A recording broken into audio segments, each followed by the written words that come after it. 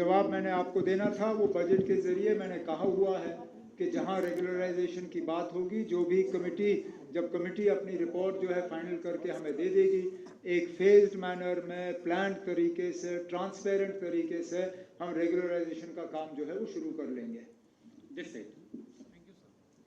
Apollo hospital यहाँ आ रहा था, MOU साइन हुआ और उससे जो ज़मीन अलाट की गई वो पहले ही अलाटेड थी। अगर उनको वो ज़मीन नहीं लगी तो हम कहीं और ज़मीन दे देंगे। उन्होंने तो हमसे किसी इस मुतालिक बात भी नहीं की। अगर आके मिले होते, बात की होती, अगर उन्होंने कहा होता कि ज़मीन का मसला है, उनको कहीं और ज़मीन चाहिए, हम दे देते। लेकिन अभी तक अपोलो हॉस्पिटल्स के तरफ से ज़मीन को लेके यहाँ अस्पताल खोलने के लिए मेरे से ना हमारे हेल्थ मिनिस्टर साहिबा से इस मुतालिक कोई बात हुई। बात करेंगे तो ज़रूर उसका हम हल करके उनको दे देंगे। सर प्लीज, अब कोर्ट में चल रहा है तो उसका मैं यहाँ जवाब दे नहीं सकता ना, वो तो कोर्ट और कंपनी के दरमियान है। सर समीर भट्ट हूँ न्यूज़ 18 से।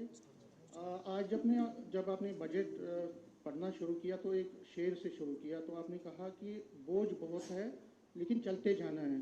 कल भी आपने जब अपनी तकरीर की LG एड्रेस पे, तो आपने ये कहा कि UT में काम करना इट इज़ वेरी डिफ़िकल्ट और मुझे ही नहीं पता कि मैंने मैनिफेस्टो क्यों बनाया था, लाइक दैट। मैं आपसे सवाल, आप कॉन्टेक्स्ट को ही बदल रहे हो। सवाल मेरा सर ये है कि अपोजिशन ये कह रही है कि ये मजाक है, मतलब बजट के बारे में कह रहे हैं। हाँ, तो मैंने मजाक में ही तो कहा।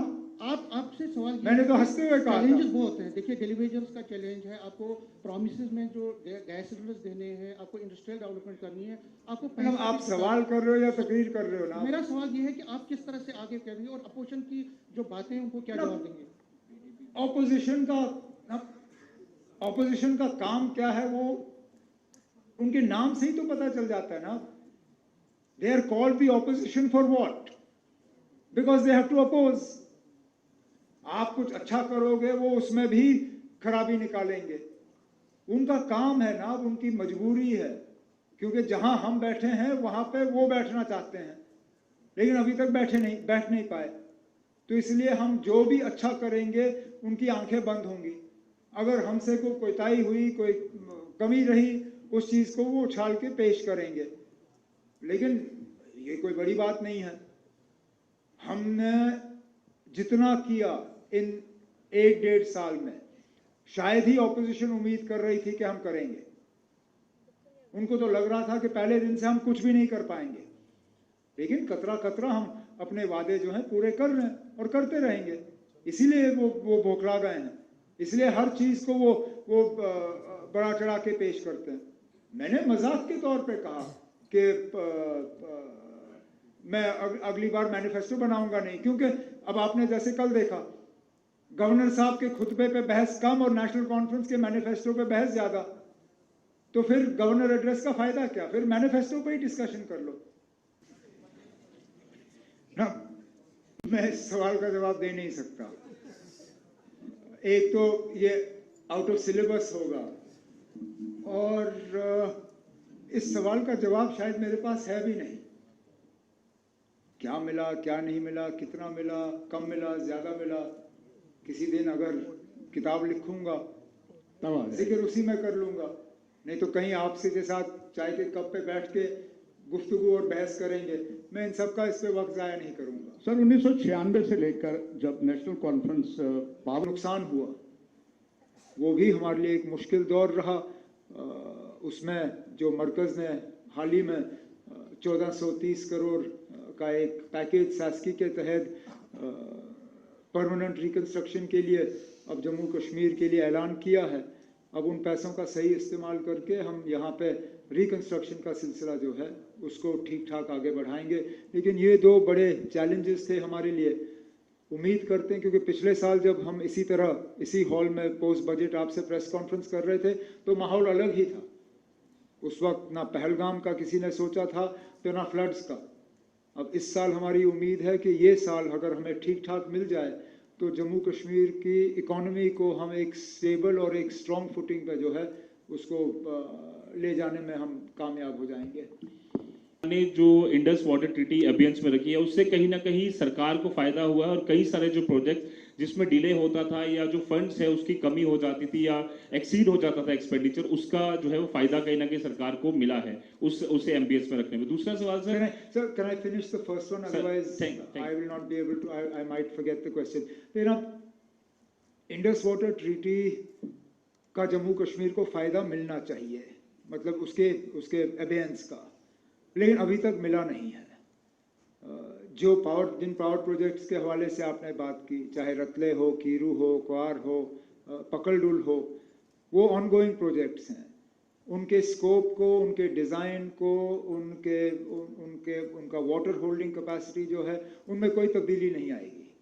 तो इंडस वाटर ट्रीटी के एबियंस में रखने से इन प्रोजेक्ट्स में जनरेशन कैपेसिटी में कोई बदलाव नहीं आएगा। आगे जाके हम जो नए प्रोजेक्ट्स अगर बनाने जाएंगे, उनमें अगर इंडस वाटर ट्रीटी का जो हमारे ऊपर रिस्ट्रिक्शन थे, अगर वो ना रहें तो ज़रूर आगे जाके हमें फ़ायदा मिल सकता है। बार बार कई चीज़ों के लिए डॉक्टर मनमोहन सिंह साहब का शुक्रिया करता हूँ। जब मैं 2 सेंट्रल यूनिवर्सिटीज़ के हवाले से बात करता हूँ, उनका शुक्रिया करता हूँ। जब मैं फॉर सिंह साहब का शुक्रिया करता हूँ।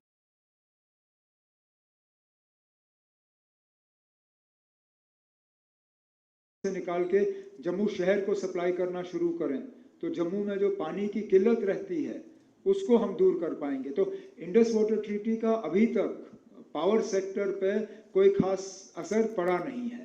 अगर फायदा हमें किसी चीज का हुआ है तो सास्की का हुआ है, जैसे फाइनेंस सेक्रेटरी साहब ने अपने प्रेजेंटेशन के अंदाज में, पर कांग्रेस को ये कहा कि कई बार जो है वो जरूर वो आनाकानी करते हैं कि केंद्र सरकार के जब आप थैंक यू करते हैं, आपको लगता है कि ये कहीं ना कहीं अड़चन बनती है आपकी सरकार के लिए कि आप असिस्टेंस मांगे या आगे कोई बन सकती है? मुझे बचपन में कुछ सिखाया ना गया हो, लेकिन तमीज जरूर सिखाई गई है और मैं बदतमीजी नहीं करूंगा। अगर जम्मू कश्मीर के लिए किसी ने अच्छा किया है, मैं शुक्रिया करूंगा। मैं बार बार कई चीज़ों के लिए डॉक्टर मनमोहन सिंह साहब का शुक्रिया करता हूँ। जब मैं 2 सेंट्रल यूनिवर्सिटीज़ के हवाले से बात करता हूँ, उनका शुक्रिया करता हूँ। जब मैं 4 लेनिंग और नेशनल हाईवे के हवाले से बात करता हूँ, उनका शुक्रिया करता हूँ। कई चीज़ों के लिए मैं डॉक्टर मनमोहन सिंह साहब का शुक्रिया करता हूँ। अब अगर जम्मू कश्मीर में इन दिनों सैस्की का हमें मिला, तो अगर मैं वज़ीर आज़म का शुक्रिया ना करूँ तो गलत होगा। जो एडिशनल फंडिंग हमें मिलती है फाइनेंस के तरफ से, जिसमें होम डिपार्टमेंट का हमें सहयोग मिलता है गवर्नमेंट ऑफ इंडिया से, अगर मैं home minister government of India या finance minister government of India का शुक्रिया ना करूं तो ये गलत होगा। मैं ये शुक्रिया किसी को खुश करने के लिए नहीं करता हूँ। मैं समझता हूँ ये अच्छी तमीज़ है। किसी ने जम्मू कश्मीर के लिए अच्छा किया हो, मैं उनका शुक्रिया करूँ। लेकिन ये जो मैंने कहा ये मजाक, क्योंकि करा साहब ने भी थोड़ी सी हमें तुरस देने की कोशिश की तो मैंने भी थोड़ा बहुत उसका जवाब दिया। हाउस में ये चलता रहता है, लेकिन इसमें आप इसको और संजीदगी से मत लीजिएगा। कब तक जो है ये रेगुलराइजेशन पॉलिसी जो है वो बनेगी? क्या अब डेली वेजेस की जो उम्मीद है वो पक्की होगी या नहीं? जैसे मैंने कहा, मुझे नहीं लगता है ज़्यादा वक्त लगेगा कमेटी को अपने रिपोर्ट फाइनल करने में। जैसे ही उनका रिपोर्ट फाइनल हो जाता है, एक फेज्ड मैनर में over fix period of time इनके रेगुलराइजेशन हम कर लेंगे, क्योंकि वही इनके साथ इंसाफ है। और हम चाहते हैं कि एक ऐसे तरीके से हो कि कल को ये अदालत में ना फंसे। कल को ये अगर हम करना शुरू करें और कोई इस चीज़ को अदालत में ले जाएं और सिलसिला रोक दें तो ये उन लोगों के साथ भी मुश्किल होगा और हमारे लिए भी। तो एक ट्रांसपेरेंट तरीके से, एक वेल कंसिडर्ड तरीके से, जैसे मैंने कहा, एक फेज मैनर से इनका रेगुलराइजेशन का सिलसिला जो हमारी हुकूमत में हो जाएगा। उमर साहब,